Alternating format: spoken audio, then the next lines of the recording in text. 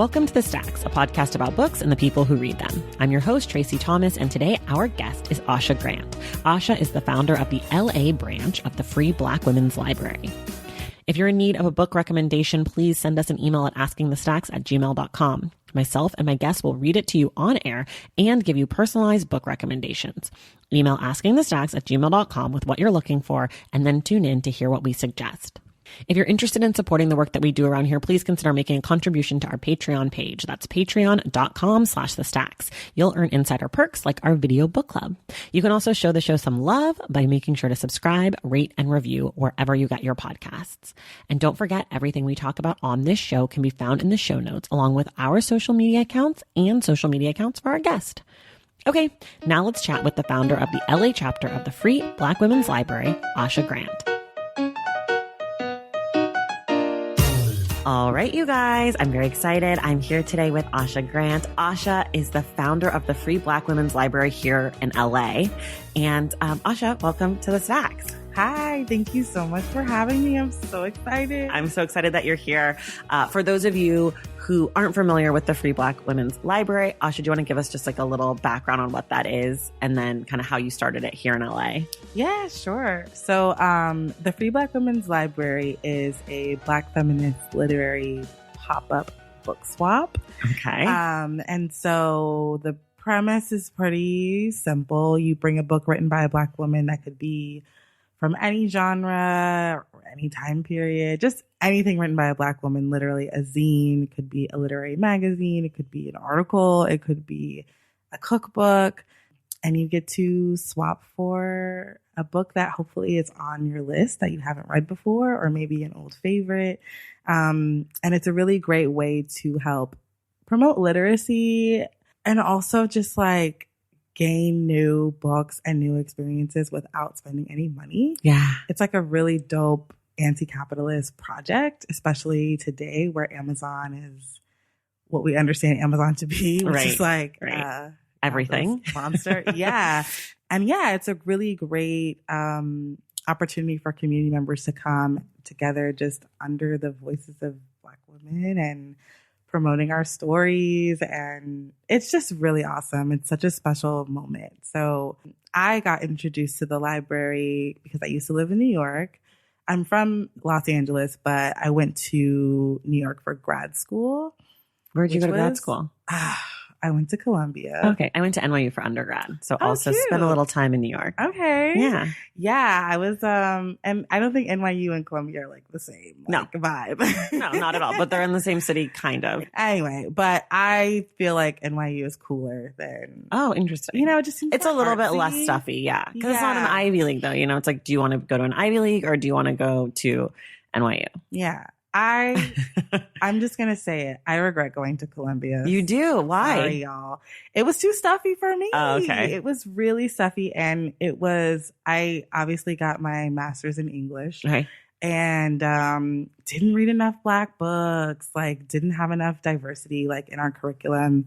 It was just sort of like, I went to Spelman for undergrad. So okay. Just got to say that. Kind of felt like you were backtracking a little bit. Yeah. I was like, wait a minute. I was going to say, where did you go to undergrad? Because I feel like everywhere is stuffy and doesn't have enough Black books, but not Spelman. No, not at Spelman. So it was a really like disappointing transition. I was super excited to like have that experience. And when I got there, I was like, wow, you guys have never heard of intersectionality, but like Kimberly Crenshaw is a professor at the law school. Like there were so many moments I was like, wow, y'all. Anyway, back to. Okay. So you're in New York. Sorry, I got distracted. No. Yeah. Okay. So I'm in New York. And so since you lived in New York, you know that New York is like super walkable. Yeah. And so I was always walking around Harlem and I literally like ran into the library at the Studio Museum in Harlem. Okay. And I was always used to seeing people outside selling books and like really good books too. It doesn't really happen so much in LA. Actually, I've never seen that here. So I was like, oh, okay, is this like a book selling thing? Like what's happening? But really quickly I realized like, okay, this is actually not that. This is like something else in itself. So I was talking to people and I was like, what's happening here? I see like all of my favorite authors, like all these books that like I wanted to get and that are in my cart that I still want to get, but I'm broke because I'm in school. And they were like, oh yeah, just like bring some books and you can have some books. And I was like, a concept. Like, oh, wow, like I can get down with this. So I ran back to my house. I did have some books that I felt comfortable parting with. And I went back and I swapped and I got to meet Olaranke Akinmowo, who started it in Brooklyn. And I was like talking to her and I was like, this is amazing. She was like, thanks, girl. So she like took my picture with the books. It's really cute. I never post it because I look horrible. Oh.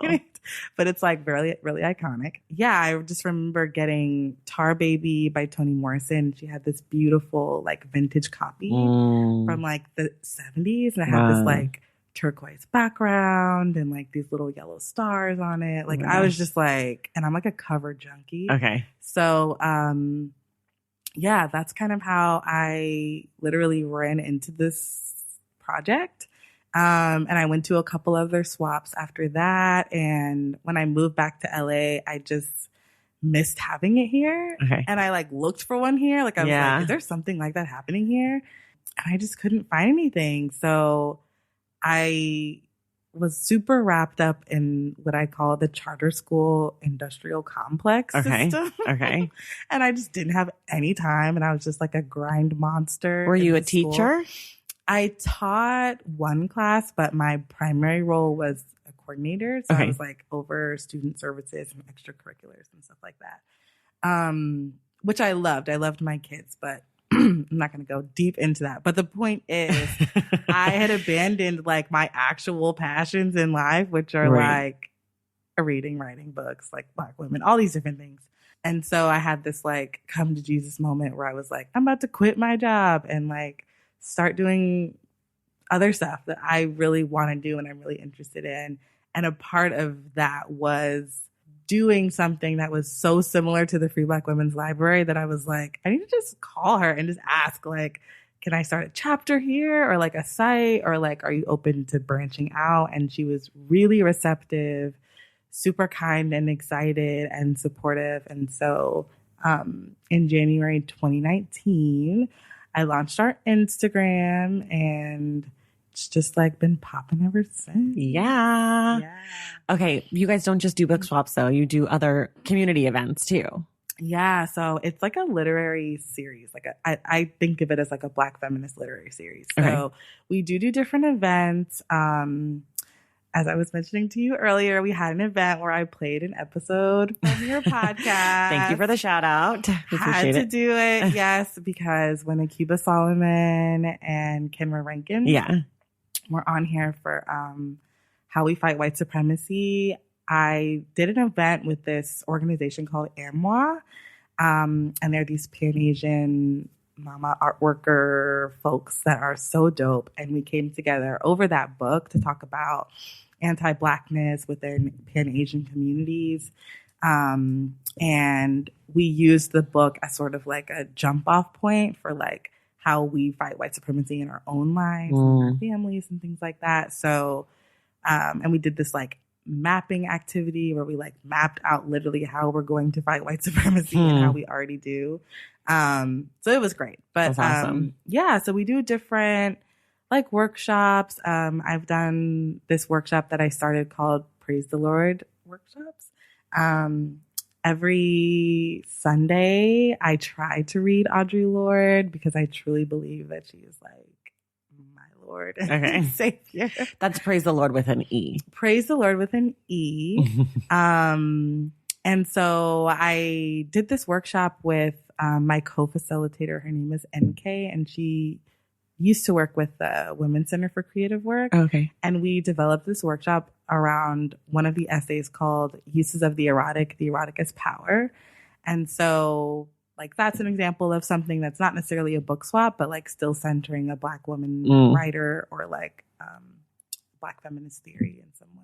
Great. And we'll talk a lot more about Audre Lorde next week when we talk about the book. So that was a little spoiler of what's coming your way next week, y'all. Okay. What if people want to start one in their own city? Is that something they can do? Do they reach out? Like what, do you know how people would go about that? Yeah. It's so funny because people will reach out to me and they're like, what can I do? And I'm like, okay, reach out to Ola. So I usually send them to the Free Black Women Library's page. Ours is the Free Black Women's Library _LA. Okay. So I usually send them to the original page so they can talk with her about like what to do. And then after that, if they have like more questions or just need like advice or something, then I'm open to giving it. Right. Yeah. One of the things that I've seen that's really cool about what you're doing and kind of the organization, I guess it's an organization or it's like grassroots. Yeah. It's kind of like guerrilla literacy, which is awesome. Yeah. But one of the things that's really cool is that it doesn't feel like you have to be on the same page necessarily on day to day or like events, but more in the broader sense. Like it seems like you have a lot of freedom to do events that fit your community. And then in Brooklyn, they're doing events that fit their community. Yeah. And I think that's really useful and helpful because LA and New York are not the same. Yes. I'm really glad that you brought that up.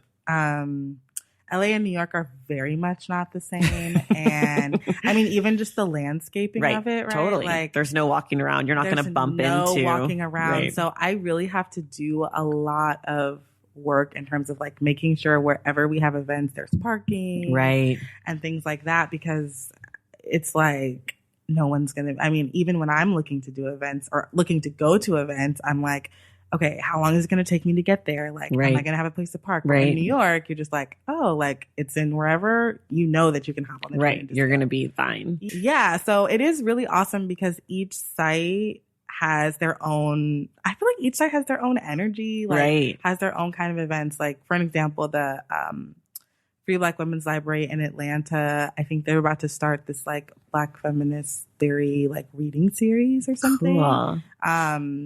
Where they like will meet on the weekends to like go over text and stuff like that. So it's not necessarily something that I've done here before, but like totally fits them and like their community. And yeah, so it's really nice and it's awesome because it's really fun for me to see the different ways that we all engage around Black women's books and Black women writers and Black feminist theory, like in our different ways. Right. Because it feels like it feels like a really specific thing, but it's also such a huge thing. There's so much space to kind of live in it, whatever feels right for your community. Yeah.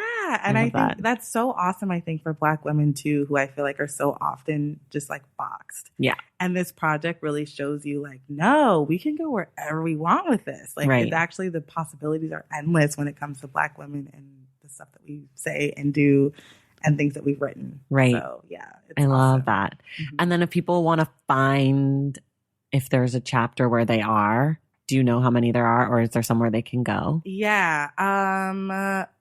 So there's not like a directory. Okay. There's not that many. So there's like, I know before I started this one, Chicago had a Free Black Women's Library but it was like, they had an event like once a year. Okay. So I don't know if they're still doing that.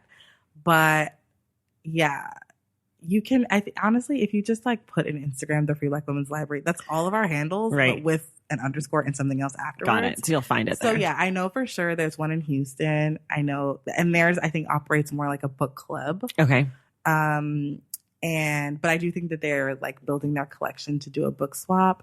And then there's one in Atlanta, there's one in New York, and I think that's all. Okay. That's all I know. Okay, great. So people, if you're in those places, go check it out. And if you're not and you want to be in a place where it exists, maybe you just start your own. We should say this for sure. How can people support the work that you're doing, whether they're in LA or not? Yeah, thank you for asking that too, because I'm really bad at saying those things. I always forget. And yeah, everything that we do is 100% donation based.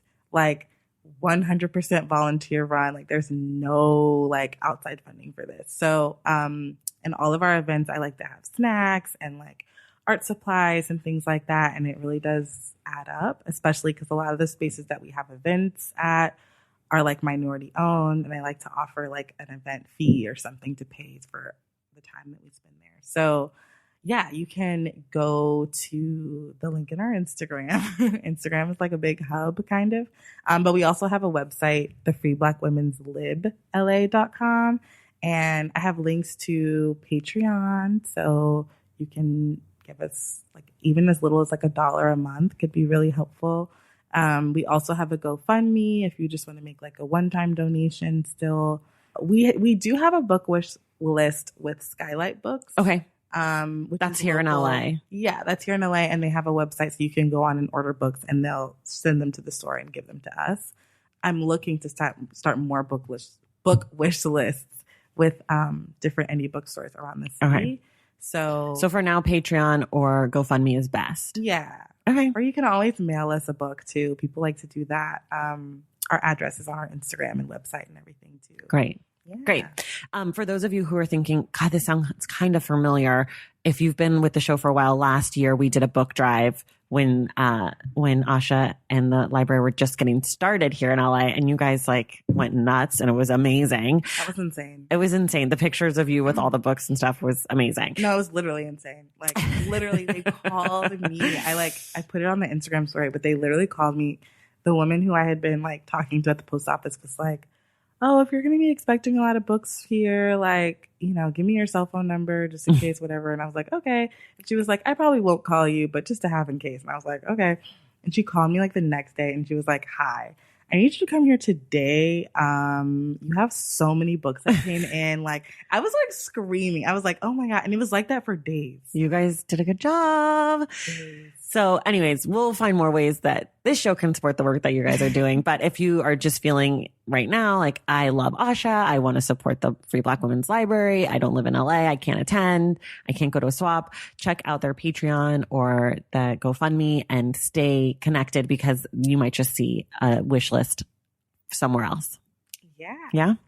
Okay. Before we hop off all of this about you and start talking about your books, we should just talk briefly about what you do for work, because you are kind of like a freelance, because this is all your passion project. You don't make money. You don't get paid off Free Black Women. No. So you do digital media, kind of like marketing, social media stuff. Tell us about it. Yeah. So I'm like classic millennial. Yeah. Like, I have so many different small little things / streams of income. I guess primarily I do like media and pub stuff. So I do social media management for like different small companies and organizations. Usually they're companies and orgs that center marginalized communities in some way. So I do feel super aligned with like all of my projects. So the Free Black Women's Library sort of fits in seamlessly to like my actual paid work. And so I do that. I do light graphic design. And I say light because people will be like, "Oh, can you?" And they'll say something extremely complicated. And I'm like, "Nah." And I'm like, "No." But I do that. So yeah, that's kind of like, and that can look at a couple different ways. So sometimes that's just like managing different like social media channels, or like creating materials for like a new author that's coming out with something. So okay, yeah, cool. It's kind of all meshed in together in different ways. Awesome. I love that. Valentine's Day is upon us, and I've got love on the brain. Love for books. Duh. Of course. Hello. Did you forget what podcast you're listening to? I love bringing you all great reads, exclusive author interviews, and behind the scenes book gossip. But I can only do that with your support over on Patreon and Substack. Our Stacks Patreon community, also known as the Stacks Pack, is where you can go for book club meetups, a private, very active Discord, and a year-long mega reading challenge to help you achieve all your reading goals. Plus, you also get that monthly bonus episode. Now, over on the Substack, you can subscribe to my newsletter, Unstacked, where I keep the book conversations going. I also give you a healthy dose of sports and pop culture, definitely some hot takes happening over there. And again, that bonus episode. If you don't have a few dollars to spare, don't worry. There are free options on the Substack and the Patreon to get you a little extra Stacks magic. Making this podcast is a total team effort, and by supporting my Patreon and my Substack, you allow me to support my amazing team that makes the show possible every single week. So if you or your friends are looking to meet other book lovers and support this indie podcast, come hang out with me on Patreon, Substack, or both. I would love to have you. And since we're talking about love, you can gift subscriptions to the Patreon and the Substack for that special reader in your life. For the Stacks Pack, head to patreon.com/thestacks. And for the newsletter, head to traceythomas.substack.com. And also, there are links to both in the show notes. Okay, see you in the Stacks. Okay, we're going to do this is something that I love. It's called Ask the Stacks. Someone has sent us an email. They're going to tell us kind of like what, I haven't prepped you on this. You're going off the cuff. She's looking at her computer like, no, you're going off the cuff. Okay, good. I prep myself, so I'll talk for a little bit and then I got you, girl. Don't worry. Okay, so someone sent an email. This one is from a woman named Shoshana. And Shoshana, if you're listening, thank you. Your email was so long, girl. It was so long that I had to paraphrase. So I'm kind of like, I'm tightening it up just for the sake of the fact that the people are going to be mad if I read your whole email. But I see you, Shoshana. Thank you. So this is basically what she said. Shoshana is a Black woman from New York. She started a meetup book club when she moved to Florida. If you're in Florida, West Palm Beach area, I'll put a link to the meetup in the show notes so you can check it out. Shoshana says she likes all kinds of books, but her book club really likes historical fiction and older classics. She says she suggested modern books, but sometimes people aren't really interested in them. So she wants to branch out in a way that's going to be inclusive to people in her group, but also diversify what they're reading.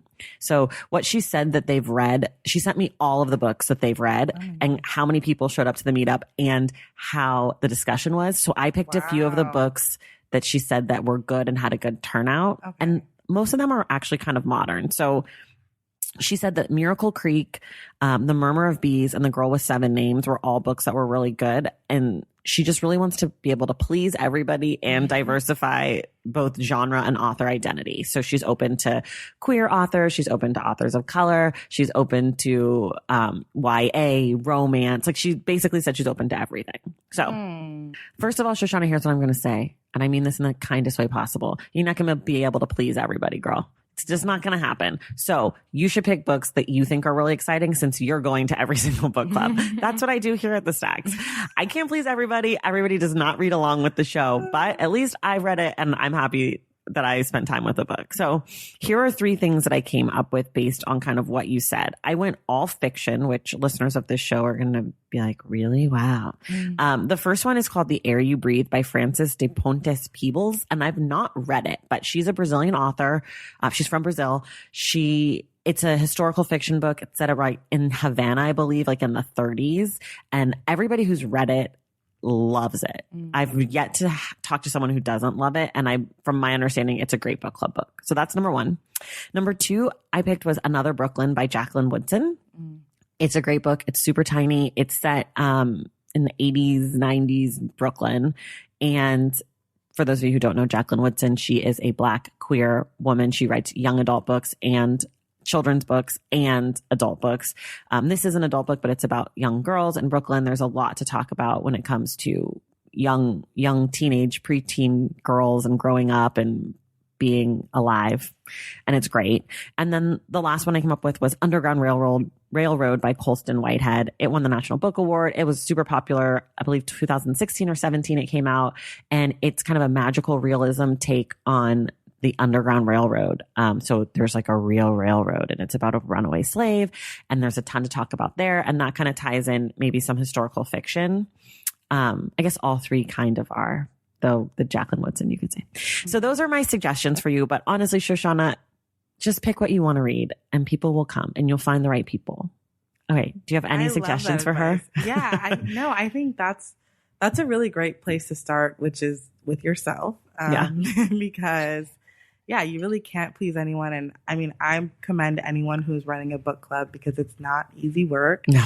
And it is a lot of pressure. And people have approached me about starting a book club many times. And I haven't done it because I'm scared.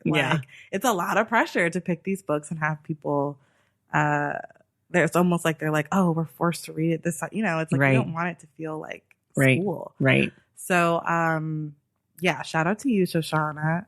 I really just have one book that I've been pushing to everybody and making them read it, and that's Homegoing by Yaa Gyasi. Oh, yeah. If you haven't read it, it is historical fiction. Yeah, there you go. It's very, it's a lot. Yeah. But it's a really beautiful, I think,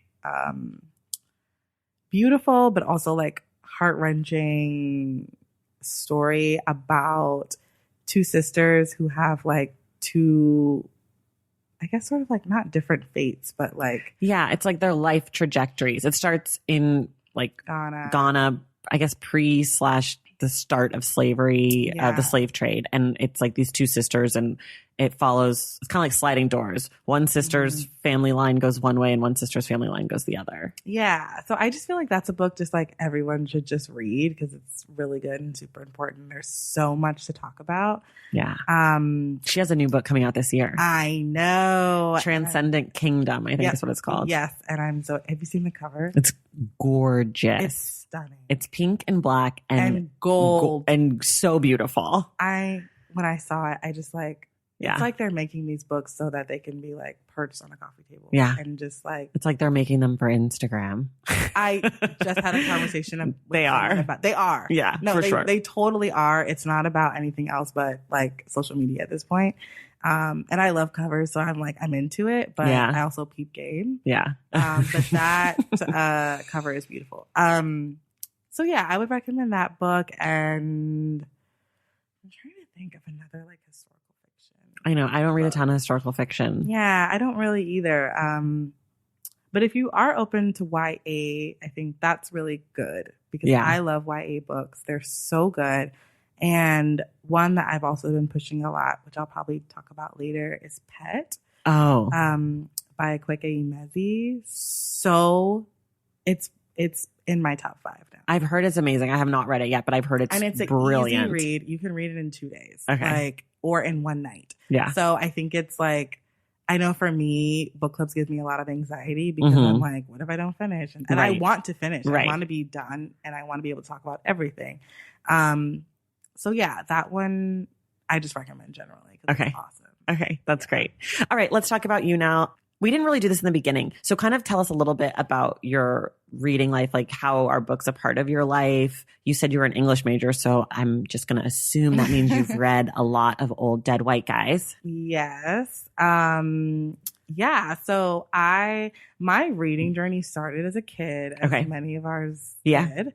And I really think that like a big part of why I loved reading was because I was an only child and I had like no one to play with. Okay. And reading is an excellent activity for someone who's by themselves and you don't have to do anything with anyone. So, and also my parents were both educators. So my mom was like, it's time to read. Literally, literally just like go read. And I liked it anyway. So, but yeah, I like grew up with this idea that I was going to be an English teacher because I loved English class so much. And I was like, I don't want this to end. And it doesn't have to end. Right. I can just do it as a career. I can do it myself. Yeah. I can just like stay in the classroom forever. And so, yeah, I got my degree in English for undergrad and I minored in women's studies and African diaspora studies. Oh, okay. So like makes lots of sense. So you're doing what you love. Yeah. Like you're actually using your degree. Yeah. In a way. Yeah, totally. So, and even when I was at Columbia, my degree was in English and my concentration was on Black female education and literacy. So like not veering off far. Right. So we'll dive in now. So what are 2 books you love and 1 book you hate? So I'm going to start off with a book that I hate. Okay. Yeah, start it off with a book you hate. I feel like it's an unpopular opinion, but I'm not into Zadie Smith.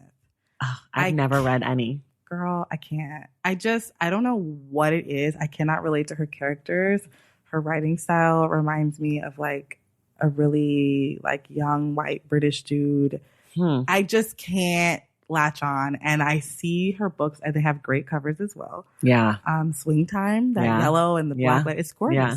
I can't. And I've tried multiple times. So I don't want to say that I hate the author. Right.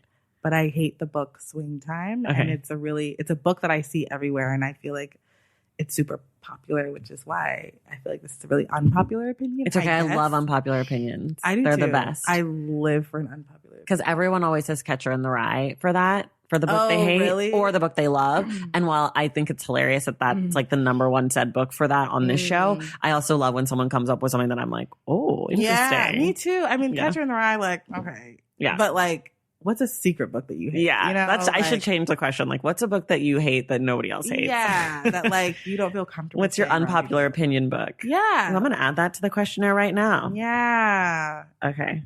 That's a little different than just what you hate.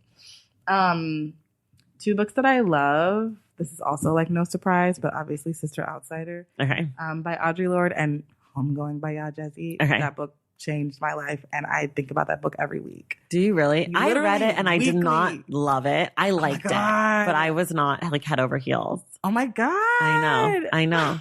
I liked it. I read it quickly, like I was interested in it. I just thought it fizzled by the end for me. Okay, it did kind of fizzle at the end. I'm not gonna lie. The beginning was insane. Yeah. It was like a rocket going on. Yeah. And I can't wait to read her next book. Like, it was good enough for me to be like, yo, this person, I can't wait for book 2. Yeah. But it wasn't like the end of my life. Yeah. You know, I think about it, but I don't like think about it, you know. I think that it fizzled at the end because it got too familiar at the end. Yeah. And I think that in the beginning, you were like transported. Yes. And so I felt like once you felt that like, okay, we're like descending onto the ground that we live on now. Right. It was like underwhelming. Yeah. I totally agree. Yeah. Okay. What's the last just great book that you read? It was Pet. Okay. Yeah. By a Quickie Mezzi. I read that when I was in South Africa. I just got back. And it was like incredible. Where'd you go? I went to Johannesburg and I went to Cape Town. I've been to both of those places. Really? Yes. We'll have to chat. I went years ago. What are you reading right now? So right now I'm reading Blues, Legacies, and Black Feminism by Angela Davis. Okay. I'm actually rereading it because I read it in college, but I was in college, so I was fake reading it just to get by. Right. And now I'm like, actually, this is a great book, and I am really interested, and I think it's because it's Black History Month or something, but like just diving more into like Black queer stories, particularly like Black women queer stories. So the women that she highlights in the book, like Bessie Smith and Ma Rainey, are like super radical queer Black women who were like taking charge of their identities and of their work, and like just really like when I think about the blues, I always think about men. And, right. Totally. Yeah. So I'm just like, yeah. And it's a really, I've been trying to not read so much academic lit, but it doesn't feel like that. Okay. This feels really like personal and really just important for me to read right now at this moment. So why are you trying to read less academic stuff? I think I just need an escape. Got it. And it's not always like, it's just, I feel like, especially when you like exist in that like social justice like area of work and just even your personal circle of friends. Right. And like, it's just really a lot. Yeah. And so I'm just like, I want to read about somebody who's like on a spaceship or something right now. Sure, totally. Like, I can't really like theorize, and like, it's too much right now. How much of your reading, like percentage or whatever fraction, I don't know, you can interpret it as you will, would you say is by Black women? I would say close to 99%. Okay. I was thinking about that as I was going over your questions. I was like, I can't remember the last time I read a book written by a white person. Really? Or a man. Like literally. I know that I have. Right. Obviously. But like it's been a really long time. That's great. I think, I'm trying to like decolonize reading a little bit, because I feel like especially within like the book community, there's a lot of like, it'll just come off really elitist, like, how many books have you read, or how have you, and it's just like, it's just unrealistic to expect for people to like engage in all of these different ways that we're reading online and read all of these different books. And it's just like a lot. Yeah. And we're always reading. I think we're actually reading now more than ever. I think that's true. Yeah. I think that people think because we're reading allegedly less books that we're not reading. Yeah. But when you take into account like social media and articles and posts and information, like you're getting mini essays sometimes with someone's Instagram post. Absolutely. Or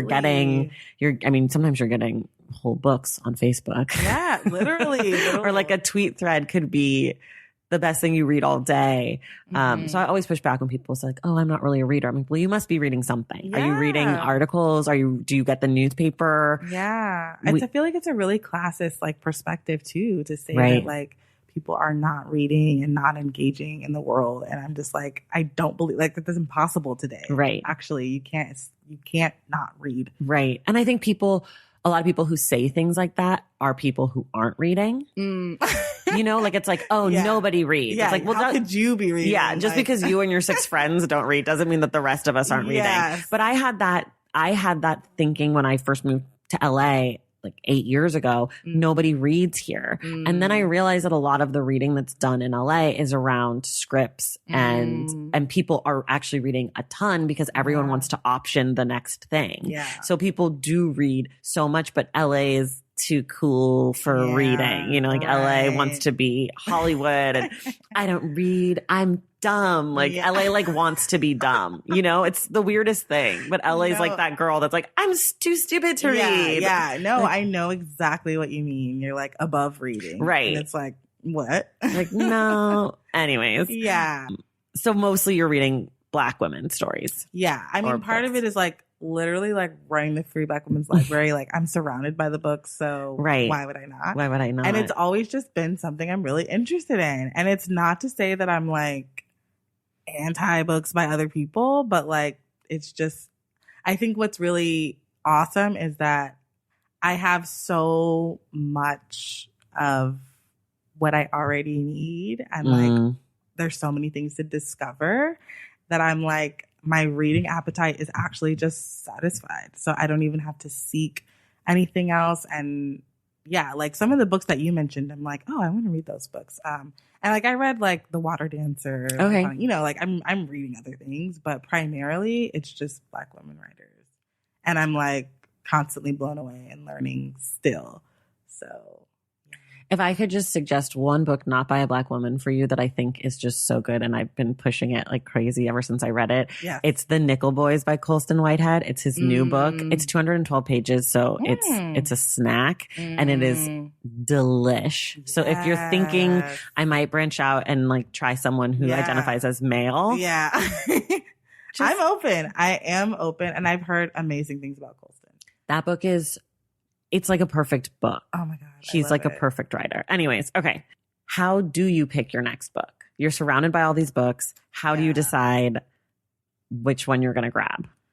Yeah. So again, in classic millennial fashion, Instagram is like a huge part of my life. So I follow a lot of like book accounts. Okay. And so I usually like will find books online, or I have a lot of friends that read and recommend things. So rarely do I like actually go into a bookstore and I'm like, I'm usually like going to go buy something specifically that I already thought about.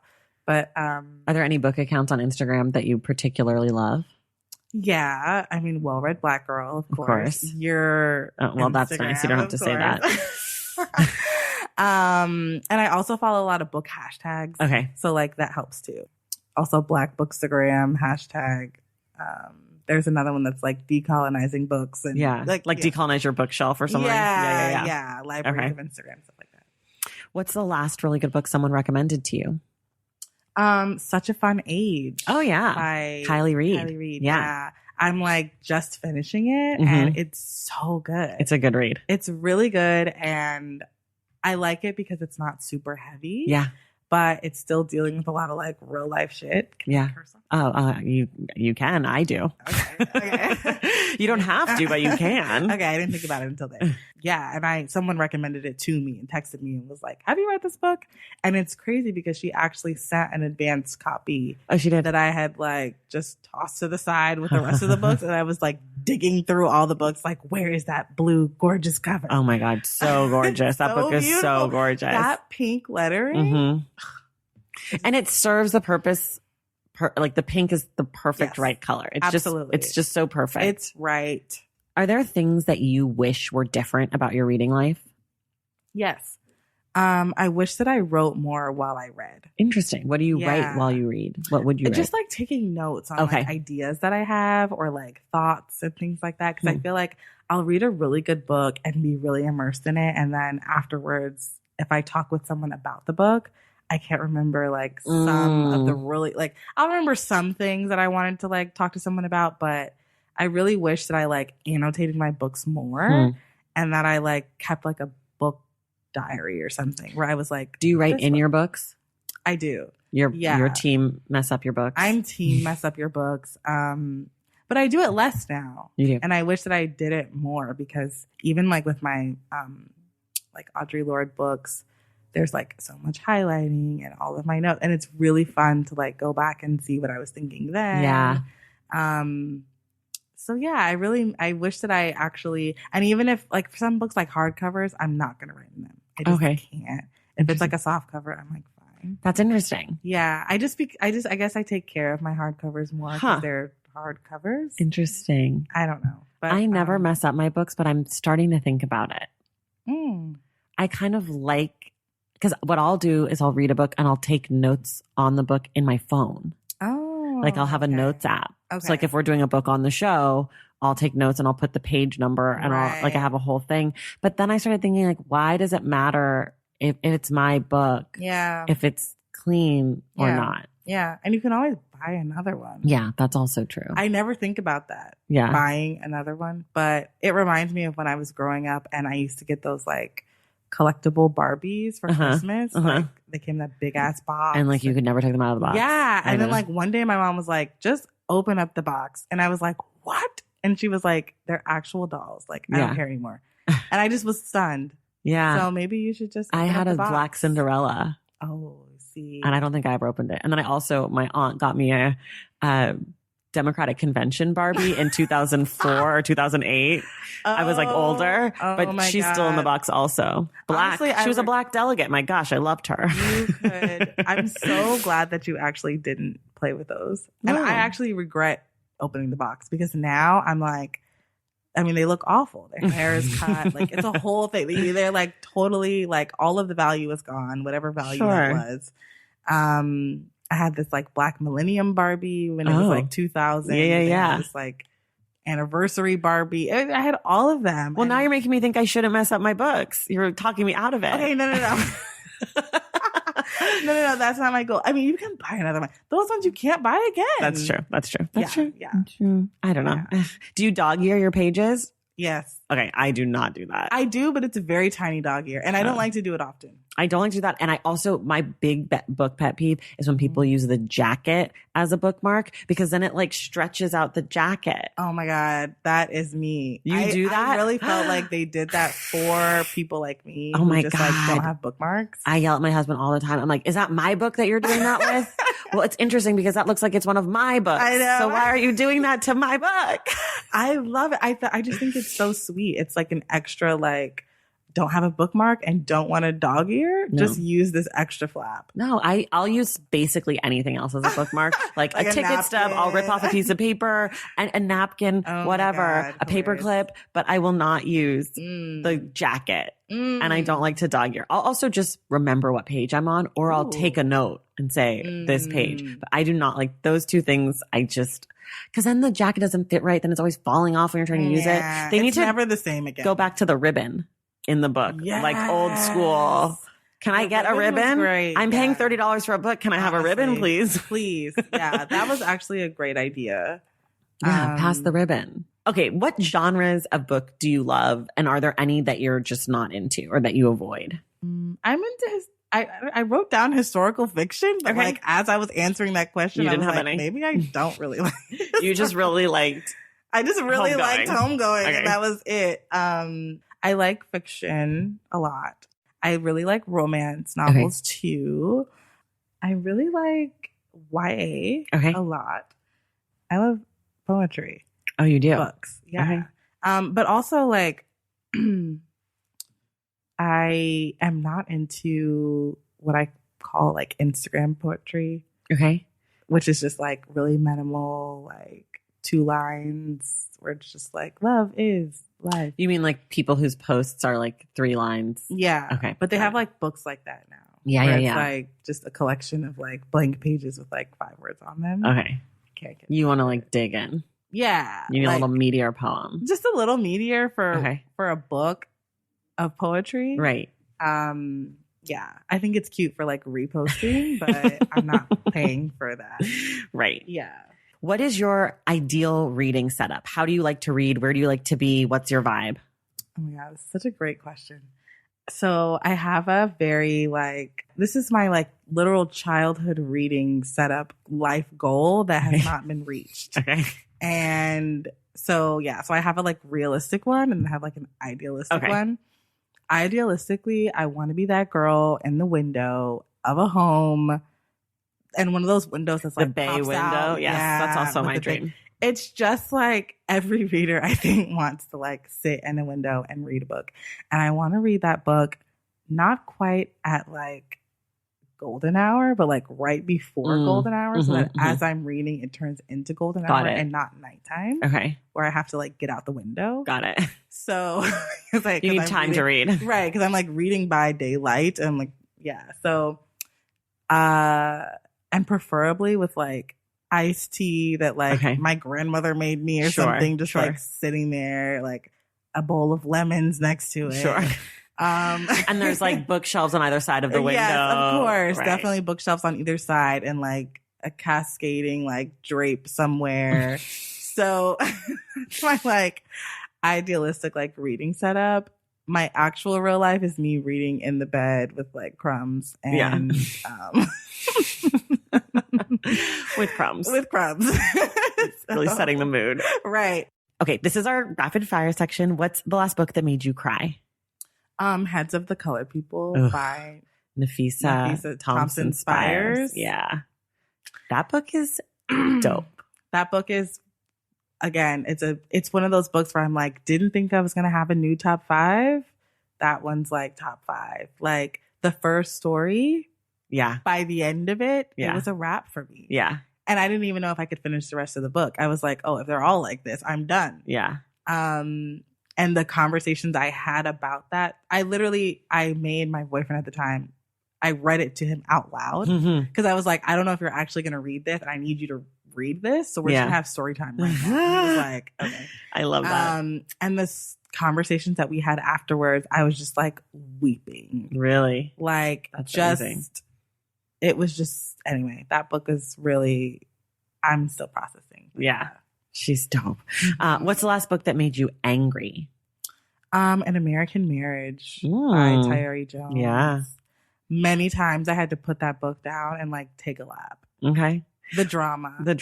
Did you read it? I did. Okay. I did. Yeah. I think at the time it was just like hitting too close to home. Okay. Like I was going through a lot of relationship stuff. I see.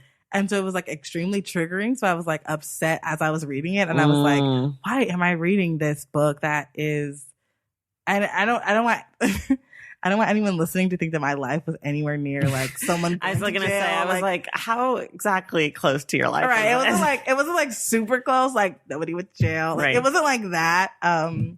But just close in that like, I don't even want to share. It was close. It was close. We don't enough, and it just pissed me off because some of the things that happened in the book, I was just like stressed out. Got it. But it was so good. It was so good. I kept going. Yeah. But yeah.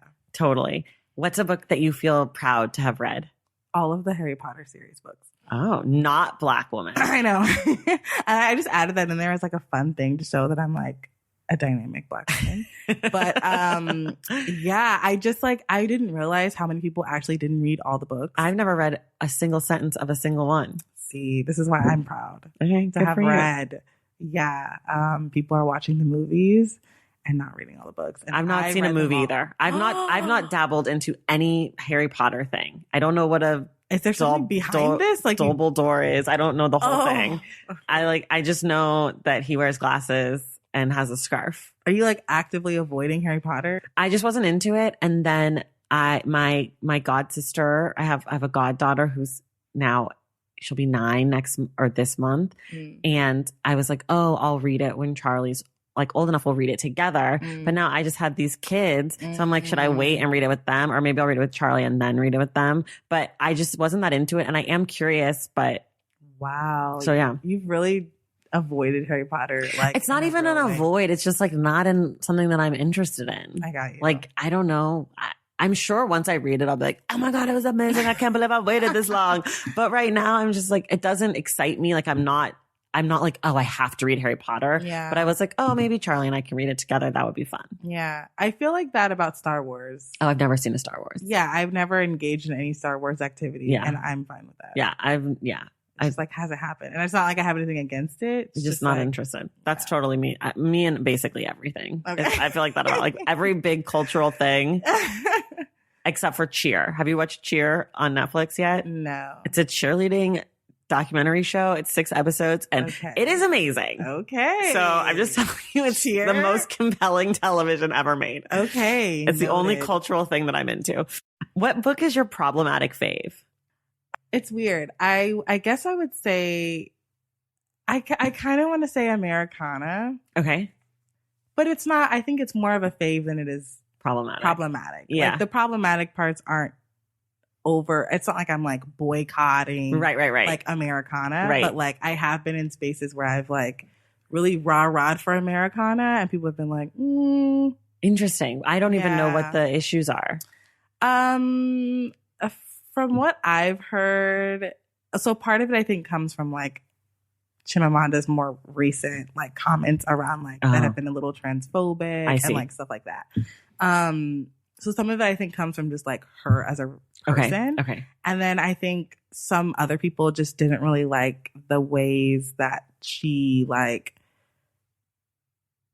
talked about the experience of like a Nigerian person living in America. Like they just were like, this doesn't feel accurate, or like the dynamics between her and the character who was like, I think it was like some white guy who was her boyfriend. Yeah. That was weird. Yeah. And they just were like, that was really not handled right. See.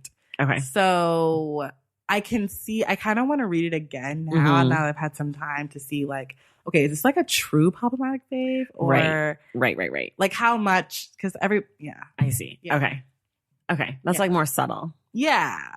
But other than that, I can't think of another one. That's fine. Oh, are there any books that you feel embarrassed about that you've not read or you haven't gotten to yet? Yeah. I feel really embarrassed that I've only read one Octavia Butler book. Which one? Which is Kindred. Okay, me too. I've only read one. Yeah. And it's really not cool when you say you run the Free Black Women's Library to like not have read Parable of the Sower. Yeah. Or, like any of those. But like, it's just like, I feel so basic for just being on a Kindred level.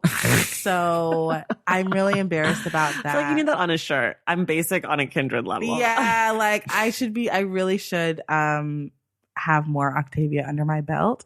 So I'm really like embarrassed when I go to spaces and they're like, oh my God, like Octavia Butler, right? And I'm like, right. But I also feel like I'm secretly like, you're like right. a poser. Yeah. But I really do stand for her. But yeah, I need to read more. Okay. That's a really good one. Yeah. What's a book you would assign to high school students? I put The House on Mango Street by Sandra Cisneros, which is like already kind of assigned to high school students. It was not assigned to me. No, I've never read it. I've heard it's amazing, but I've never read it. Oh my God. It's another one of those books that changed my life. Sandra Cisneros is like one of the first writers that I wrote in a way that really combined like poetry and her like narrative, like writing and stuff. And she wrote, it was a book of vignettes, which as a high school student, I didn't know what the fuck that meant. Right. And then reading this, I was like, I didn't know that you could like write like this and actually have people respect you. Right. Like, I was like, this is a published book. Like you can do this. Like, I was just shocked. What's a book that you feel like should be turned into a movie or TV show? I really think that Queenie by Candace Carty-Williams. Yeah, I think that's coming. Is it? I literally could have just made that up, so nobody quote me. But I feel like I saw that. I think maybe not. Yeah, I think as I was reading it, I personally think it would be a better movie or a better show than it was a book. Interesting. Like I was kind of annoyed by her character a little bit, and I just was like, pull it together. I mean, it's a great book. You read the book? No. Okay. Well, it's a great book. It's like about this girl who's she like lives in London. She's Black. She's a millennial. She's like dealing with relationship issues and stuff with her friends and her job and like navigating life and mental health issues and like all these different things in family. And so I'm just like, this is a great show. Like the actual book it was nice reading it, but there were so many parts in it where like they had excerpts of like her text messages. And they kind of tried to make it like almost like really multimedia-ish, but I was just like, just go full multimedia and like make it a thing. I see. Yeah, I think it would fit in really nicely with today's like shows like Grownish and stuff like that. Oh, I love that. Yeah. All right, this is the last question. We always do this one. What is one book if you could require the let me try that again. Okay, last one. We always do this. What is the one book you would require the current president of the United States to read? Okay, this is like the hardest question I've ever been asked in my life. Okay. Outside of just books, just like life. Okay. I did it. Asking the tough questions in your face, Barbara Walters. For real. Like you need like an award for your podcast now for this question. Thank you. I feel like Asada Shakur's autobiography. And it's just because I want him, who shall not be named, to just like have a moment with some really badass Black woman shit. And someone who's so like apologetic and eloquent and poetic about her shit. And I just like from the first chapter of that book, she really pulls you into like, I mean, it reads like it's a movie. It's so good. But it's like not a movie. So yeah, I would love for him to be forced to reckon with, like Asada and her story. Totally. 100%. That's such a good answer. Yeah. Okay. We're going to wrap up. Next week, Asha's back. We're talking about Audre Lorde's Sister Outsider. It's a collection of essays and speeches. There won't really be spoilers. So if you haven't read it yet, that's okay. But you should read it. If you haven't read it yet, now's the time. This is the book that everyone's like, oh, I should read this. Now is your time. We've created space for you to take in this text. Asha, is there anything else you want to say? Just thank you so much. Thank you for coming. Yeah, this was so fun. Yay. All right, you guys. And we will see you in the stacks.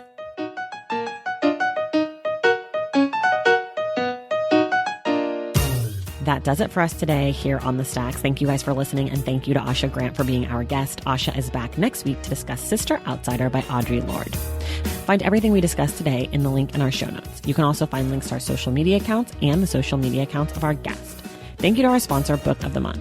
Make sure to get your first month of Book of the Month for $9.99 by visiting bookofthemonth.com and using the code THESTACKS. Make sure you're subscribed to this show wherever you get your podcasts, and if you're listening through Apple Podcasts, please take a moment to rate and review this show. Our graphic designer is Robin McCrite, and our theme music is from Tigirigis. This show was created and produced by me, Tracy Thomas.